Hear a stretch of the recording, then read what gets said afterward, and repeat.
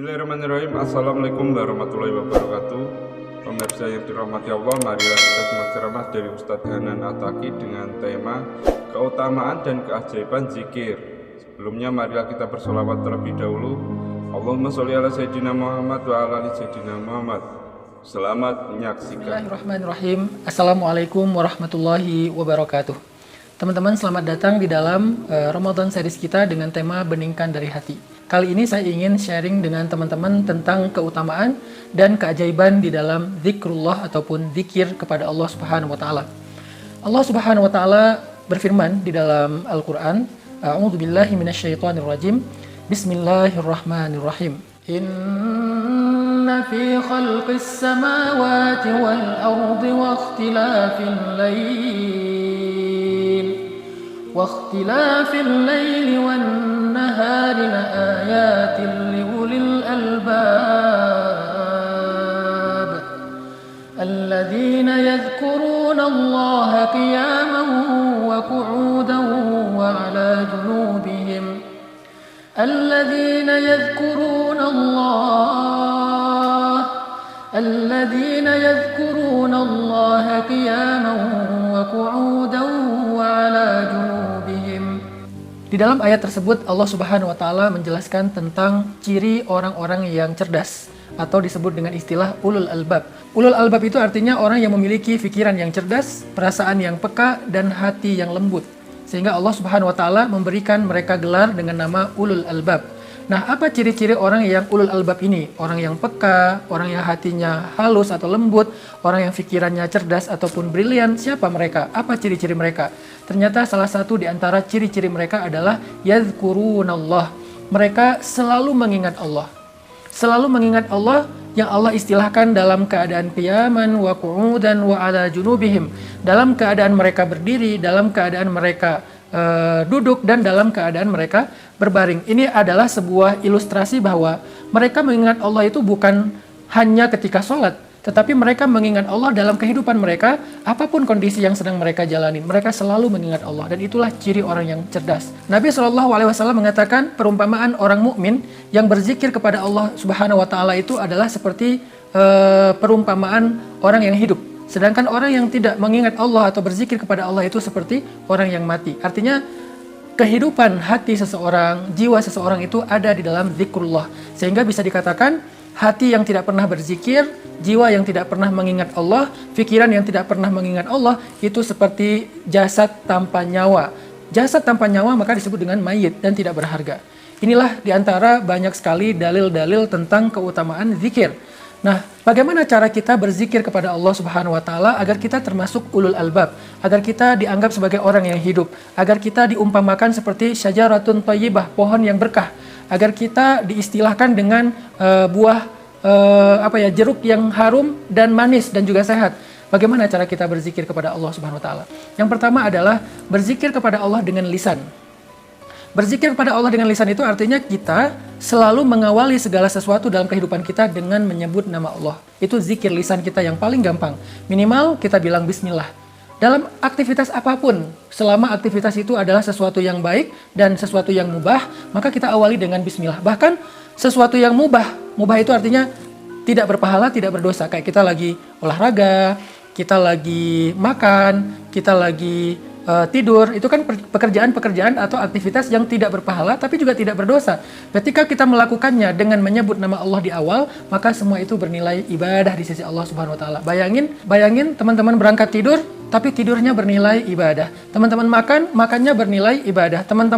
Teman-teman jalan keluar rumah, berangkat ke tempat kerja dan seterusnya, bahkan sekedar nongkrong bareng dengan gengnya, bareng dengan bestinya, kalau diawali dengan bismillah, menyebut nama Allah atau memention Allah, maka semua itu akan bernilai pahala dan ibadah di sisi Allah Subhanahu wa taala.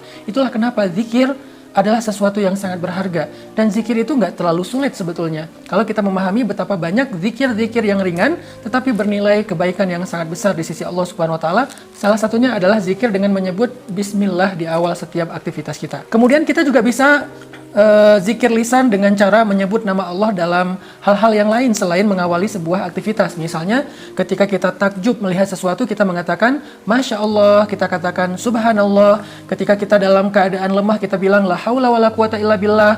Ketika kita ngerasa sendiri, kita bilang Hasbiyallah wa ni'mal wakil. Ketika kita gelisah atau ketika kita merasa nggak nyaman, kita katakan A'udzubillahi minasyaitonirrajim. Banyak lagi kalimat-kalimat yang di dalamnya ada nama Allah, maka itu bermakna zikir. Dan kata Nabi, segala sesuatu yang di dalamnya ada nama Allah, maka Allah akan berikan keberkahan dan kebaikan. Ini adalah contoh-contoh dari zikir lisan. Nanti ada lagi zikir lisan yang ringan tetapi besar sekali pahalanya di sisi Allah. Kata Nabi, kalimatan khafifatan alal lisan, saqilatan fil mizan, habibatan ilar rahman. Ada dua kalimat yang diucapkan dengan lisan itu ringan banget, tetapi dia sangat berat timbangan kebaikan atau pahalanya di sisi Allah, dan juga sangat dicintai Allah kalimat ini. Apa dia? Subhanallah wa bihamdih, subhanallahil azim. Jadi teman-teman, sehari sekali aja subhanallah wa bihamdih, subhanallahil azim itu udah luar biasa, bisa memberatkan timbangan kebaikan kita dalam satu hari itu loh. Apalagi kalau teman-teman bisa mengatakannya lebih dari sekali. Teman-teman juga bisa zikir lisan setelah sholat, La ilaha illallah, kemudian subhanallah, alhamdulillah, Allahu akbar 33 kali, dibiasain after sholat. Ini semuanya adalah bentuk zikrullah yang bernilai kebaikannya luar biasa, dan juga bukan sekedar pahala kebaikan di akhirat, tetapi juga berbentuk keberkahan dan kebaikan dalam kehidupan kita di dunia. Yang kedua, setelah kita berzikir dengan lisan, ada juga varian zikir hati atau zikir qalbu. Gimana sih zikir hati ini? Allah Subhanahu wa taala berfirman, Alladzina idza dzukirallah wajilat qulubuhum. Orang yang kalau ingat Allah, hati mereka jadi bergetar. Nah, ini hatinya yang bergetar, gimana cara kita berzikir dengan hati sampai hati kita bergetar? Zikir hati itu bukan sekedar kita ngucapin nama Allah, tetapi tiba-tiba kita ingat, oh kan ada Allah. Oh kan saya udah ngelibatin Allah. Ya udah deh, serahin aja sama Allah. Nah, ketika kita ingat dengan pikiran kita, lalu ingatan itu kita masukkan ke dalam hati dalam bentuk belief, dalam bentuk yakin, dalam bentuk percaya, maka itu artinya kita sedang zikrullah dengan hati. Jadi bukan diucapin doang, tapi ingat gitu. Jadi hati itu connect dengan pikiran dan ingatan kita. Misalnya kita lagi berharap sesuatu, tetapi khawatir bisa nggak saya mendapatkan itu. Tiba-tiba ingat nih, tapi kan Allah Maha Kuasa. Ya udah deh, saya percaya aja sama Allah, selama itu baik pasti Allah akan berikan untuk saya. Itu namanya zikir hati.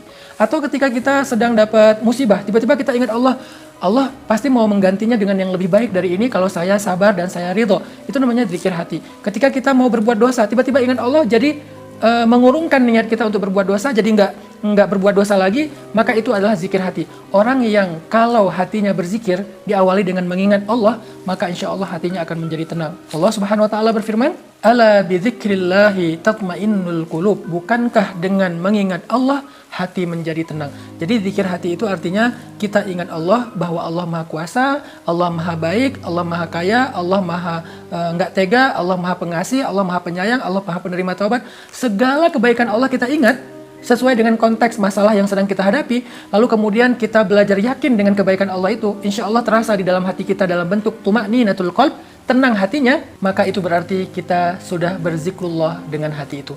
Semoga dengan dua bentuk zikir ini kita bisa mulai menjalankannya sedikit demi sedikit dalam kehidupan kita.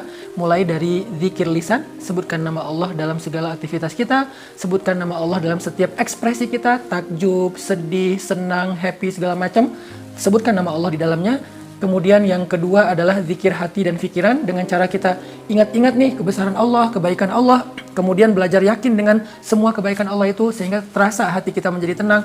Dengan demikian insya Allah kita udah punya sebuah amalan riyadhah yang menjadi modal kebahagiaan kita di dunia bahkan di akhirat. Barakallahu fikum.